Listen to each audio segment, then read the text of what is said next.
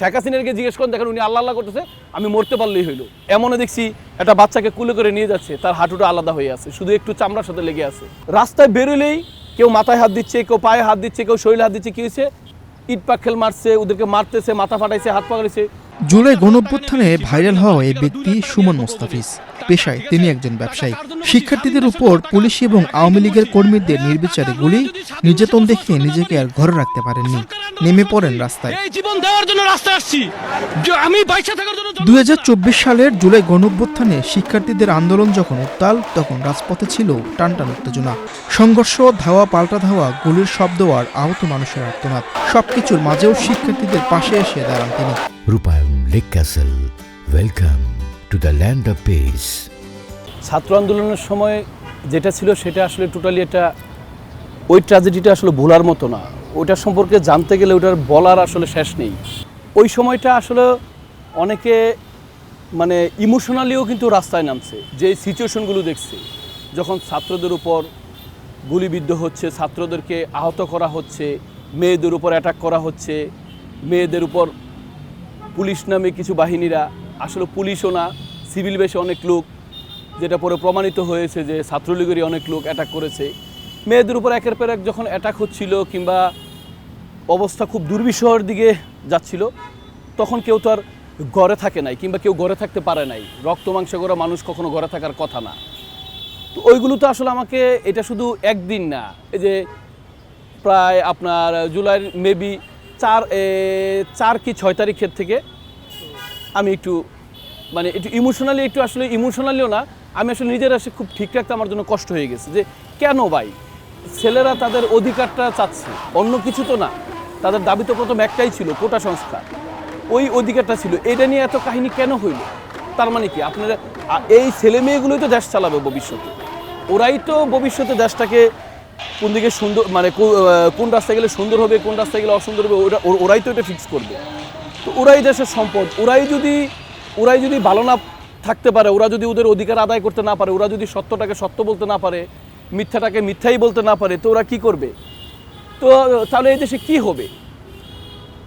ওদের চাওয়াটা, ওদের আকাঙ্ক্ষাটা তো কোনো ভুল ছিল না, ওদের একটা দাবি ছিল। এই দাবিটাই সরকার মানতে পারলো না, তখনকার সরকার হাসিনা সরকার এটাই মানতে পারলো না। এইটার জন্য একটা পক্ষ এসে পুলিশ সেজে, পুলিশের সহযোগিতা নিয়ে এই ছাত্রদেরকে, আমাদের ছেলেমেয়েদেরকে এভাবে অ্যাটাক করলো। এইগুলো দেখে তো আসলে ঘরে থাকার সিচুয়েশন ছিল না। কিছু হিস্ট্রি দেখলাম, এমনও কিছু কাহিনী দেখছি যেগুলো মনে হলে আসলে খুব কষ্ট লাগে। এগুলো মনে করতে চাচ্ছি না, কিন্তু তারপরে মনে হয়ে যায়। এই যে জুলাই মাস আসছে, দেখেন মনে কেন হয়? এমনও দেখছি একটা বাচ্চাকে কুলে করে নিয়ে যাচ্ছে, তার হাঁটুটা আলাদা হয়ে আছে, শুধু একটু চামড়ার সাথে লেগে আছে। এইগুলো দেখলে কে ঠিক থাকবে ভাই? কে থাকবে? এমন মাথা ফেটে মাথার ভিতরে সাদা অংশ বের হয়ে আছে, রক্ত পড়তেছে, চাপ দিয়ে ধরে নিয়ে যাচ্ছে। এগুলো কষ্ট না?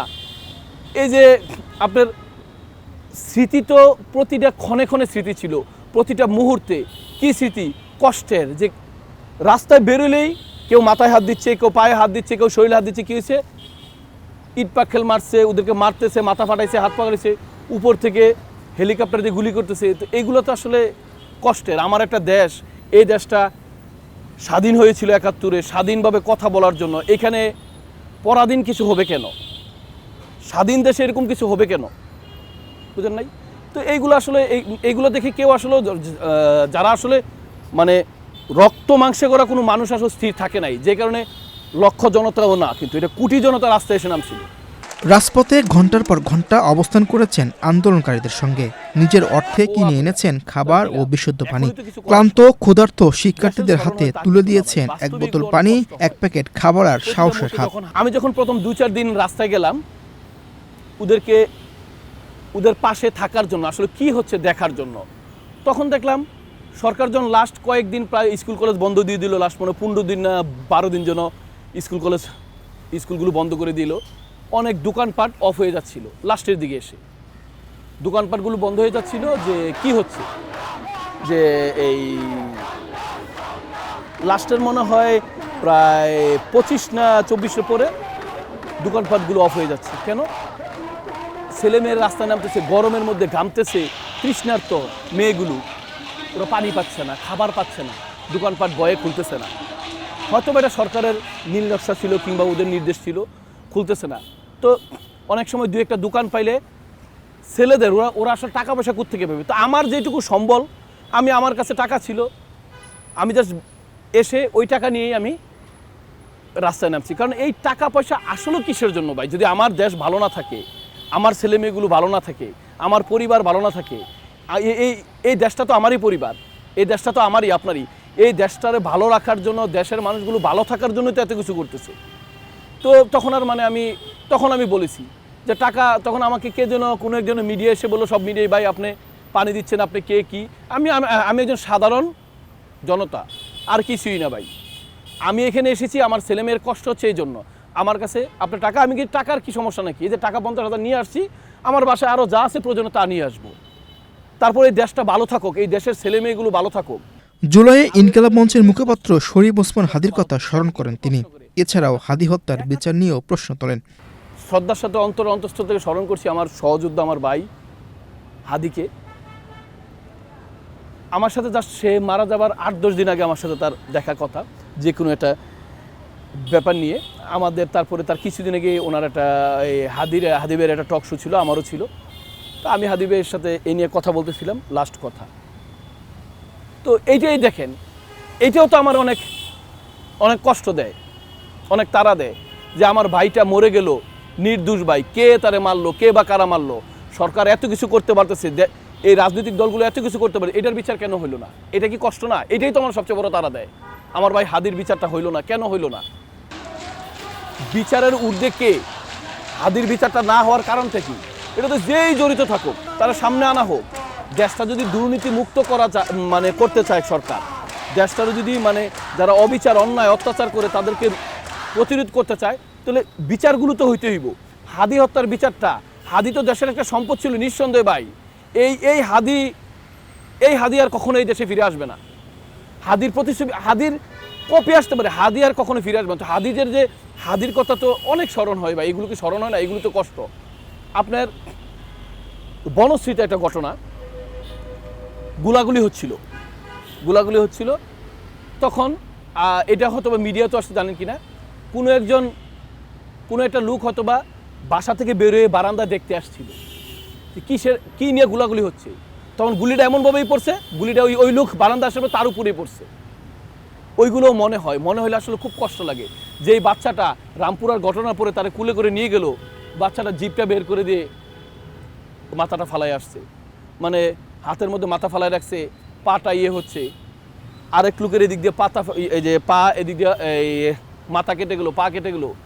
এগুলো তো মনে হয় ভাই, এগুলো তো নিজ চোখে দেখা, রক্তগুলো নিজ চোখে দেখছি। এই রক্তগুলো দেখলে যে কেউ ভাই, আপনি এমন ট্র্যাজেডিগুলো দেখলে আপনাকেও এগুলো তাড়া দেবে। সেটা তো শুধু রাতে তাড়া দেয় এটা কিন্তু না, দিনের বেলা যখন হাঁটি তখনও ভাবি। এই যে হেঁটে আসলাম তখনও চিন্তা করতেছি যে আসলে কি হইল, এগুলো কেন হইল ভাই? ছেলেফেলেগুলোরে মেরে কি শান্তি পাইল? এখানে তো হাজার হাজার শহীদ হইল, অরিজিনাল শহীদের সংখ্যাটা তো এখন পর্যন্ত কেউ বের করতে পারলো না। এমন অনেক শহীদ আছে যাদের খবর এখন কেউ নিচ্ছে না। কেন? এগুলো কষ্ট না? এই স্মৃতিগুলোর মধ্যে, কষ্টগুলোর মধ্যে এইগুলো কষ্ট, এগুলো পয়েন্ট ভাই। ছাত্র আন্দোলনের সময় শিক্ষার্থীদের উপর আইনশৃঙ্খলা বাহিনীর গুলি, হামলা ও সহিংসতার দৃশ্য এখনও তাকে তাড়া করে ফেলে। রাজপথে রক্তাক্ত মানুষ, আহত তরুণ আর স্বজনহারা পরিবারের কান্না, সবকিছুই যেন আজও চোখের সামনে ভেসে ওঠে। আমি শুধু আপনাকে জাস্ট এই ছোট্ট একটা কথা বলি। যখন রামপুরার ঘটনাটা হয়, যখন আমি ওখানে, আমার সাথে থাকা দুইজন, ওদের উপরে কিন্তু গুলি পড়ছে। কিন্তু আমি যখন দেখলাম হেলিকপ্টার শব্দটা, আমি এই যে আবুল হোটেল এখানে ফ্লাইওভারের এখানে নিচে চলে গেলাম। ওরা হয়তো বুঝতে পারেনি, ওদের কয়েকজনের হাতে কিন্তু গুলিও লাগছে, ওই যে ছোটো ছোটো গুলি যেটা রাবার বুলেট, এগুলোও লাগছে। আমি দৌড় দিকে ওখানে গিয়ে ওই যে ফ্লাইওভারের নিচে পড়ে গেছিলাম আমি। তো এই সিচুয়েশনগুলো দেখেন আপনি, এই যে এইভাবে যে দৌড়াদৌড়ি করছে, লাফালাফি করছে, মানুষ কেন আতঙ্কে ছিল, কখন কোত্থেকে কি হচ্ছে না হচ্ছে।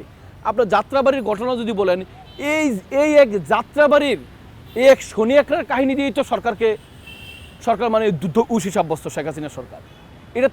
এটা তো এই শনি একরা কিংবা যাত্রাবাড়ির ঘটনা পুরোটা তো মিডিয়া কাভারেজ করে নাই, কিংবা অনেক সময় কেউ তো ভাবে নাই ভাই, ওই মিডিয়াও ভাবে নাই, ওই পুলিশ প্রশাসনও 5 তারিখও কেউ ভাবে নাই, 4 তারিখও কেউ ভাবে নাই যে শেখ হাসিনা চলে যাবে। শেখ হাসিনা চলে যাবে 4 তারিখ কেউ ভাবে নাই কিন্তু। তো আমরা যারা রাস্তায় ছিলাম আমরা তো ওই চিন্তা করি নাই যে শেখ হাসিনা চলে যাবে, আমরা সেই প্রতিবাদ ছাত্ররা ওরা একটা দাবি নিয়ে আসছে, ওদেরকে অন্যায় করতেছে, ওদের পাশে আছি আমরা, ওদের জন্য প্রতিবাদ করতেছি, তাই না? তো আমরা তো জানতাম না শেখ হাসিনা চলে যাবে, আমরা তো মরণের ভয় করি নাই। কারণ ভাই ওই সিচুয়েশনে এমন সিচুয়েশন ছিল, ওই সিচুয়েশনে ওই কষ্টগুলো দেখলে, ওই ট্র্যাজেডিগুলো দেখলে কেউ ওই যে মরার চিন্তা করবে এই জিনিসটা আসলে কারোর ভিতরে থাকে না। সবচেয়ে খুশি হয়েছি যে যাক শেখ হাসিনা চলে যাচ্ছে মানে আমার ছেলে মেয়েগুলোর উপর আর কেউ অ্যাটাক করবে না, ছেলে মেয়েগুলো ভালো থাকবে। নইলে দেখেন ওই যে একটা মেয়ে গাড়ি ধাক্কা দিল পুলিশের সামনে, এটা কি আপনি বুঝেন এটা কোথা থেকে আসছে? এটা কিন্তু ভিতর থেকে আসছে ভাই, এই সাহসটা ভিতর থেকে আসছে। সে কি চিন্তা করছে কোনোদিনও যে শেখ হাসিনা যাবে না তখন কি হবে না হবে? একটা মেয়ে যে বললো আবার কে এসেছে স্বৈরাচার এসেছে, এই মেয়েটা পুলিশের সামনে দাঁড়ায় কিন্তু বললো, পুলিশ ওর পিছনে। এই সাহস থেকে, এই সাহসগুলো আমরা বাঙালি জাতি ভাই, আমাদের ভিতরে সাহস আছে। আমাদেরকে যদি কেউ খোঁচা দেয় অনেক কিছু হয়, এটা প্রমাণ হয়েছে। কিন্তু বাঙালি জাতির সাহস তৈরি করতে হয় না, সাহস আছে, শুধু সময়ের অপেক্ষা। সো এটা যেই সরকারি যখন যেটাই করো, আমার পছন্দের একটা সরকার থাকতেই পারে, আমি একটা দল পছন্দ করতেই পারি, কেউ পছন্দের বাইরে না, কিন্তু তাই বলে কোনো সরকারি কোনো দলই অন্যায় অবিচার অত্যাচারী দেশে করবে এটা কিন্তু আর চলবে না। জুলাইকে সমীকরণ করে জুলাইকে বিক্রি করে চলবে, এগুলোও চলবে না। এগুলো যারা করতেছে ভুল করতেছে ভাই। জুলাইরে পুঁথি করে নিয়ে আগারে যাচ্ছেন ভাই, নিজেদের পরিচয়ে যান না, জুলাইকে ছেড়ে দেন না। জুলাই নিয়ে কতগুলো সংগঠন হচ্ছে, কেন ভাই? তার মানে জুলাই নিয়ে ব্যবসা করতেছেন আর কত? এই জুলাই ছাড়া নিজেদের একটা অবস্থান তৈরি করেন, জুলাই ছাড়া নিজেদের প্ল্যাটফর্মটা একটু শক্ত করেন। জুলাইরে বিক্রি করতে হবে কেন? এটা বিক্রি করার জিনিসটা ভাই। এই 71 বিক্রি করতে গিয়ে আজকে শেখ হাসিনার এই অবস্থা। 71 বিক্রি করে শেখ হাসিনা চলছে। উনি এমনভাবে কথাবার্তা বলতো যে 71টা ওনার বাপ চাচা দাদা দাদি ওনারাই স্বাধীন করছে। তো জুলাইদেরও কিছু লোক মনে করছে ওনারাই স্বাধীন করছে। জুলাই কিন্তু কারো বাপের একার সম্পত্তি না।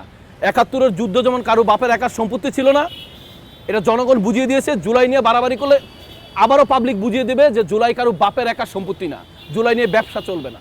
রাজপথে সেদিন অনেকের হাতে ছিল স্লোগানের শক্তি, কারো হাতে ছিল প্রতিবাদের পতাকা, আর সুমন মোস্তাফিজের হাতে ছিল 1 বোতল পানি আর 1 প্যাকেট খাবার। ইতিহাসের কঠিন সময়ে তিনি প্রমাণ করেছেন পরিবর্তনের লড়াই শুধু সামনে থাকা মানুষরাই নয়, পাশে থাকা মানুষগুলোর ভূমিকাও কখনো ভোলার নয়। মীর হোসেন সরকার, বাংলাদেশ প্রতিদিন।